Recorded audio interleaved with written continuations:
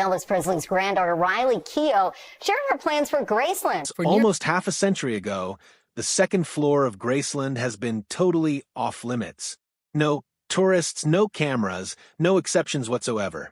Even Elvis Presley's most fanatical followers, the ones who have traveled across oceans and continents to simply set foot in the King's Mansion, have never been permitted beyond that upstairs landing. To millions, Graceland has been a shrine, a museum, a cultural shrine, but always with an edge. That staircase, that locked door, and beyond it, the final and most intimate realm of Elvis Presley.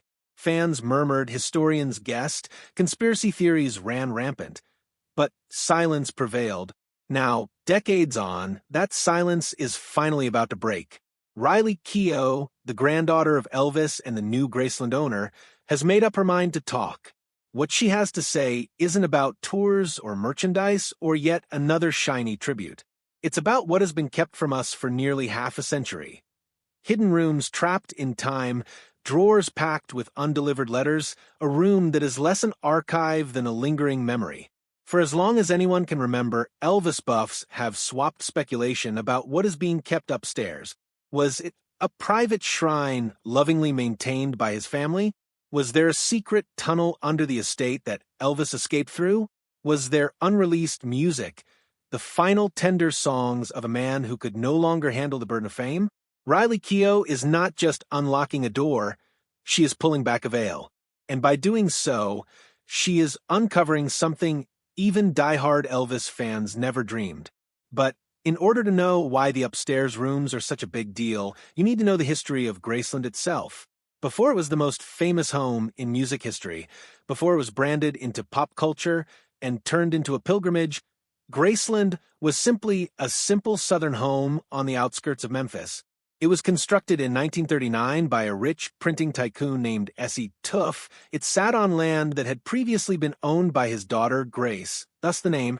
The house itself wasn't showy by today's standards. 10 rooms, white columns, a wide porch supported by fields. It had charm, but no legend to its name. That would arrive in 1957, when a restless 22-year-old Elvis Presley, already too famous for his own good, came looking for shelter. By then, Elvis was the world's most recognizable performer. He could not walk the streets of Memphis without being besieged. He could not dine in restaurants without causing pandemonium. He required some place private, some place apart, where he could escape the pressures of fame that already seemed to threaten to consume him. Graceland was not the biggest mansion available to him, nor the most extravagant. What it provided was what he desired more than fountains or chandeliers: privacy. It was purchased by him not for its size, but for its potential. But, as history would demonstrate, fame has a way of permeating every nook. In time, Graceland was not only his residence, but an extension of his restless nature. Some rooms within the house spoke more about Elvis's life than any book ever written. The most iconic of them all is the Jungle Room. Carpeted in rich green shag and filled with intensely carved pieces that seemed to belong in a delirium rainforest fever dream, it was a room both strange and intensely intimate. To the uninitiated, it appeared eccentric, but to Elvis it was sanctuary, and it was there, surrounded by the tropical kitsch and gloom, that he recorded some of his last recordings. Melancholy, offbeat songs that reflected the conflicted mental state of an actor who had attained the peak of success but grew more and more lost. Beyond the mansion was the meditation garden, constructed in 1964 as a sanctuary of peaceful contemplation. Decades later, it would be his resting place. Today, fans whisper there naturally, as though the burden of loss lingers in the air itself. And since 1982, when Graceland was open to the public, over 20 million individuals have traversed its rooms, learned its exhibits, and attempted to envision the existence of the man who dwelled there. Nevertheless, in spite of all of this, one section of the house remained closed. The upstairs, his sanctuary, the area where he spent his final hours. That upstairs has never been an off-the-cuff no-go zone. It was where he lived in seclusion, where his family mourned, and where he passed away on August 16, 1977. Because of that, no tour guide ever climbed those stairs in the public eye. No camera ever recorded beyond that threshold. The upstairs became not just room, it became the divide between history and intrigue. For decades, only a few family members and caretakers have ever passed it. But Riley Keough came of age with the knowledge that there was more there than dust and furniture. It was a life suspended. She remembers a child being warned not to go upstairs and touch anything, but even then, she sensed the burden of what remained behind. The quiet, the presence of absence. His bed still made up, his clothing still in the closet, the bedside clock perpetually frozen in time when paramedics burst in. On one nightstand, a well-worn Bible with handwritten notes, underlined passages, torn prayers. On the other, pills of medication, some still capped.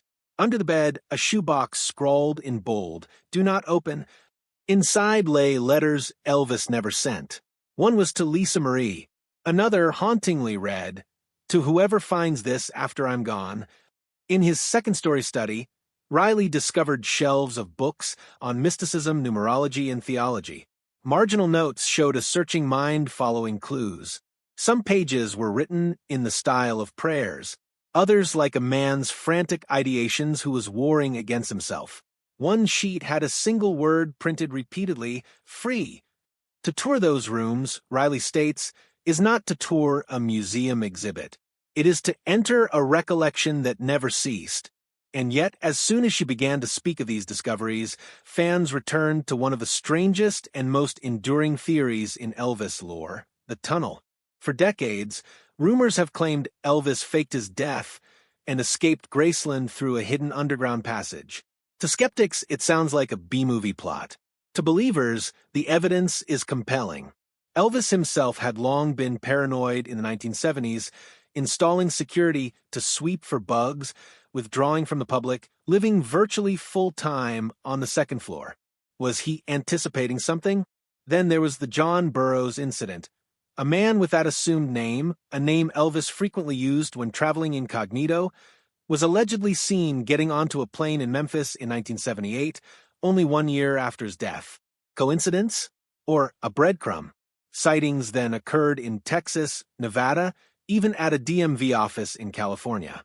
Then there's the gravestone peculiarity. Elvis's legal middle name was Aaron, with a single A. But the tombstone at Graceland has two AS. Fans claim it's not an error, it's a clue. There are no blueprints of a tunnel confirmed. No proof shots. But the Presley family have never categorically dismissed it either. Riley, on her part, does not go along with these speculations. She maintains whatever is upstairs is genuine and much stronger than any speculation. What she talks about most is not exit doors or fake fatalities, but presence. The feeling upstairs Elvis lingers on. She tells of the scent of his cologne still in the air, the presence of him in the walls, his records, his books, his clothes, everything like he had just left the room for a minute. The bathroom where he passed away untouched, a place of quiet and respect that Riley will not tell in great detail. But there was one other room, one that the public was unaware of. She has revealed the quiet room. At the far end of the hallway, Elvis created a meditation room for himself. Floor cushions, soft lights, a sound machine. For Riley, this is where his real self lived. Not the icon or performer, but the man who wanted to be away from a noise. When Lisa Marie Presley died in 2023, Riley inherited not just Graceland, but the entire burden of the Presley legacy. It was not an easy inheritance. Legal issues arose almost right away. Priscilla Presley objected to the trust, and it made headlines worldwide. Though it was settled behind closed doors, it served to remind the public that Graceland is not just a home. It is the foundation of an empire, hundreds of millions in value, constructed not merely on memory, but intellectual property, licensing, image rights, and narrative control. Riley was only 34 when she stood in charge of one of the most tightly managed legacies in show business history. While some heirs like to be hands-off, Riley has opted for hands-on stewardship. She signs off on exhibit proposals, greenlights archival initiatives, and works directly with preservationists. She has started overseeing the digitization of Elvis's handwritten lyrics, letters, and notes so they can be preserved for posterity with forensic fidelity. But she has also left no doubt that business is not the only thing she's in it for. It's about safeguarding the authenticity of who Elvis was, and that means his flaws and his complications too. She's not interested in peddling a gleamed-up image at the cost of honesty. That dedication to honesty has made her careful when responding to one of the longest-running gossips, secret heirs. For decades, rumors have floated about women alleging Elvis fathered their kids. Some allegations even reached courtrooms. DNA petitions, sold hair samples, requests to exhume the body. None ever came close to meeting the impossible burden of proof needed. Most disappeared as tabloid headlines. But the rumors never quite went away. Neither Lisa Marie nor Riley ever acknowledged them publicly. Their refusal to speak has been louder than any denial. If there were ever a true heir, Riley's choice about what to do next would lie with him. Even more tantalizing than secret heirs might be rumors of secret tapes. Elvis made his last studio recordings in the Jungle Room in 1976, laying down hits such as Way Down and Moody Blue. But insiders long suggested there were others. Unfinished songs, personal ballads, snippets late at night. There were some bootlegs that surfaced over the decades. Most were impersonators, but rumor of a lost Elvis archive will not die. A former estate employee once alleged that a reel-to-reel player and some unlabeled reels were found in the second-story study. No pictures, no evidence. Still, it jibes with what we do know about Elvis's practice. He would often record himself in private, doodling melodies and concepts, not for release to the public, but for personal use. His producer once conceded there were recordings Elvis didn't want anyone to ever hear. Maybe those tapes are still up in the bedroom, locked away among the stacks of papers and books. Maybe they will never be listened to, and maybe that was Elvis's plan all along. Because for a man whose sound filled stadiums and radios and hearts everywhere, the only thing he might have wanted to keep safe was the part of himself nobody else ever got to hear or see. That perhaps is the lesson of the locked rooms of Graceland. Some doors are left shut not out of hiding, but out of respect. Not everything has to be opened. Not all secrets have to be shared. To pay tribute to someone's life sometimes means allowing part of it to stay untouched. But owing to Riley Keough, we now understand that behind those sealed doors isn't an empty shrine, not a tunnel or a conspiracy, but life still resonating in every detail. A clock that has never ticked in 48 years. A Bible filled with prayers, letters addressed to no one, or maybe to everyone. A room where silence itself is revered. Elvis Presley's life has always been larger than life. But upstairs at Graceland, in perpetual freeze frame, it's achingly human.